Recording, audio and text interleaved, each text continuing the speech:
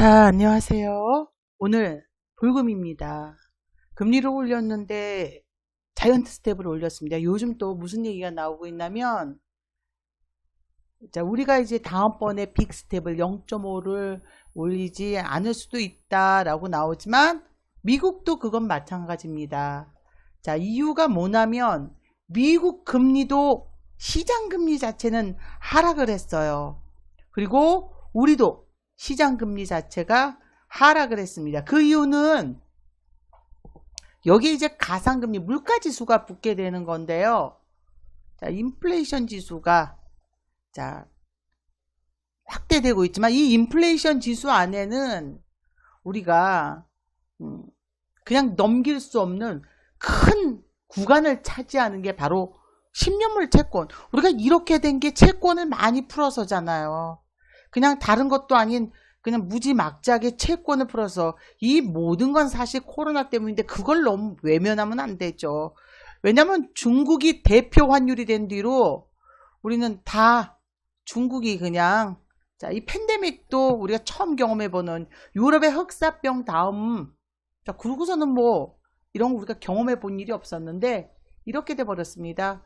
자, 여기에 미국의 채권을 여러분들께 비교해서 보여드리면 최근에 하물며 자이언트 스텝을 또 올렸는데도 금리가 여기에 물가채가 들어가서 그게 인플레이션 지수가 되는 거예요.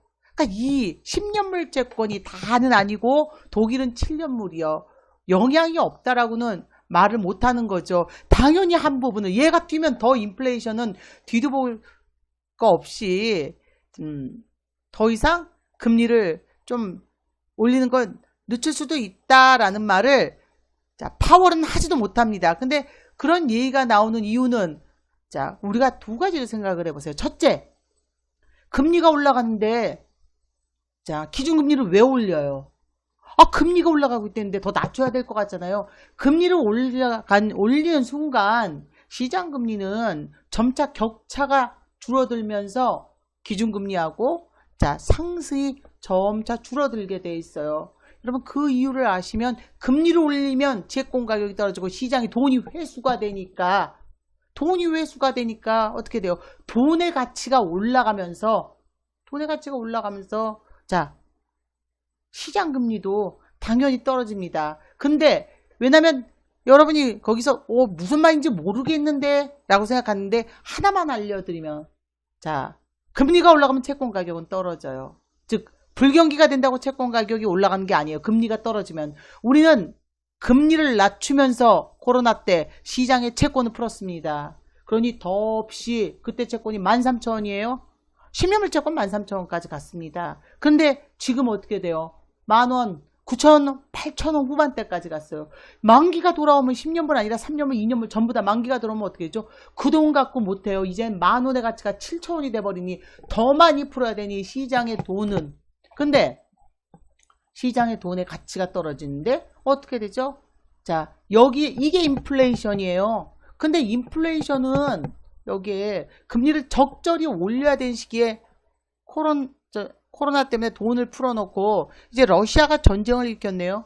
중국과 러시아는 자, 이 둘이 한 행동이에요. 정말 세계적으로 중국, 러시아, 인도 이렇게가 문제의 3대 세계를 망하게 할 수 있는 세계의 3대 나라다라고까지도 얘기할 수 있을 정도로 문제가 컸죠. 지금도 우리도 금리를 올렸는데 이때가 금리를 우리가 빅스텝으로 올렸을 때 0.5%, 1.75에서 그래서 2.25가 됐는데 이렇게 돼버리고 있어요. 이렇게 금리가. 그러니 물가는 여기서 무조건 올릴 수는 없습니다. 그럼 여러분 어떻게 되냐면요. 대출금리 자, 그거는 전세대출에 한해서예요. 담보대출은 4.3, 4.8 이 사이를 넘어가지 않습니다. 전세대출만. 자, 절대로 담보대출은 그렇지 않습니다. 근데 더 내렸어요, 오히려. 자, 여기에 금리가 지금 2.25에서 4%로 올렸다고 생각하세요. 막 더 3%까지. 얘가 떨어지는데 그러면 이게 우리 대출금리가 아니요.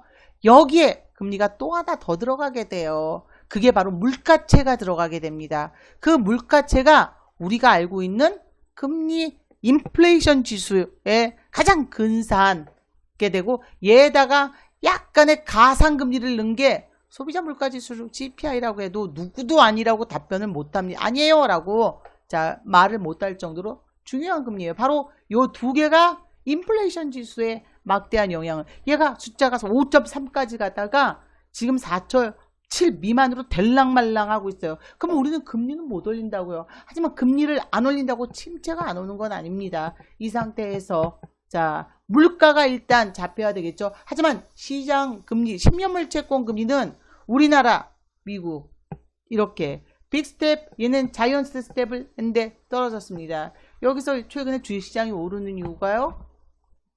자, 오르는 이유가 잘 생각을 해보세요.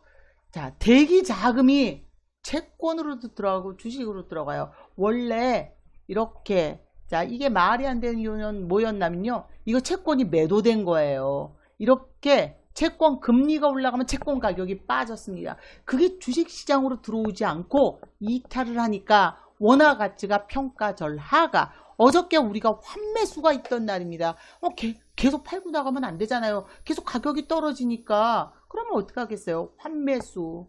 자, 무조건 100원에 사면 2원을 더 주는 거예요. 근데 어저께 환매도가 다 나왔습니다. 그래서 오늘 가장 중요한 건 지금 미국의 야간 선물, 자 야간 선물도 뭐 예쁘게 진행이 되고 있습니다.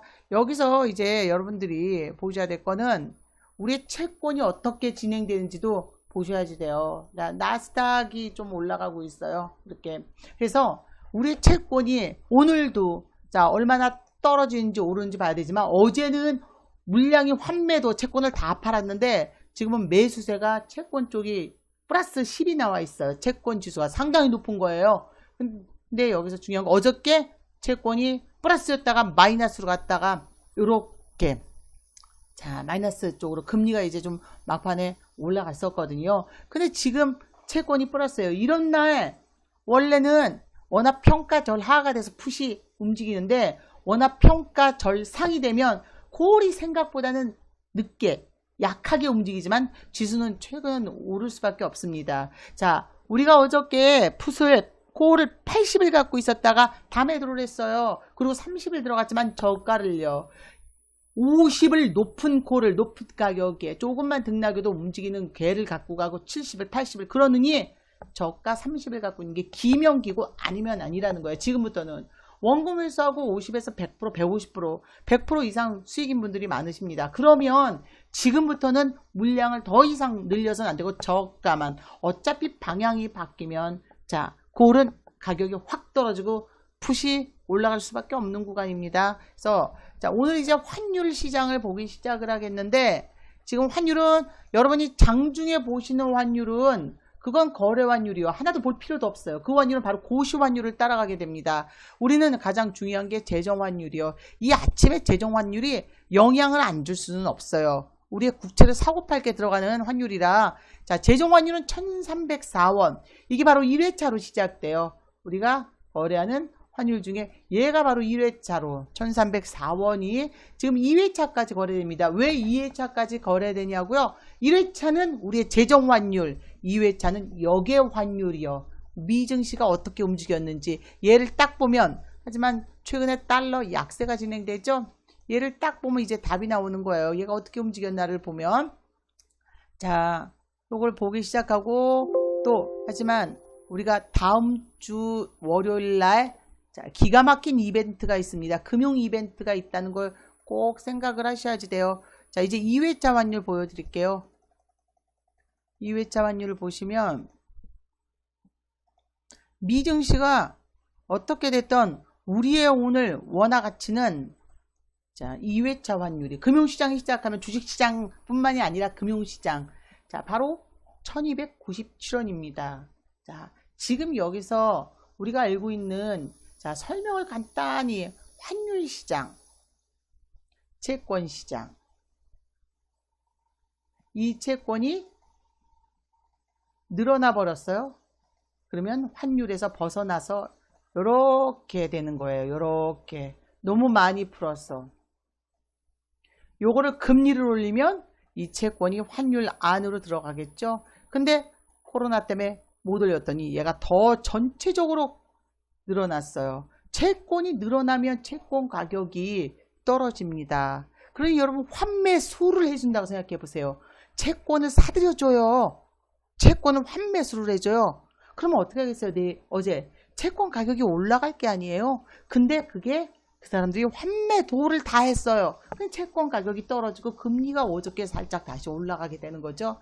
여기서 러시아가 딱 이제 전쟁을 딱 끝내야지 이 안으로 들어와 버려야 되고, 스태그플레이션은 말도 안 되는 소리는, 스태그플레이션은 2018년도 리먼 무슨 다 얘기했습니다. 하지만 70년대요. 스태그플레이션은 이 환율보다 채권 시장이 더, 하지만 우리가 뭐라 그래도 채권 시장보다는 환율이 아직은 더 큰 영향이 받고 있죠. 이 상태에서 지금 환율이 우리가 작년 10월 달에 발행했던 13억 달러는 그냥 갖고 온 게 아니라 우리가 매각을 해야지 돼요. 13억 달러를 갖고 오지만 그게 12억 5천이 될 수도 있고 13억 5천이 될 수도 있습니다. 근데 그 뒤로 금리가 올랐기 때문에 어떻게 해요?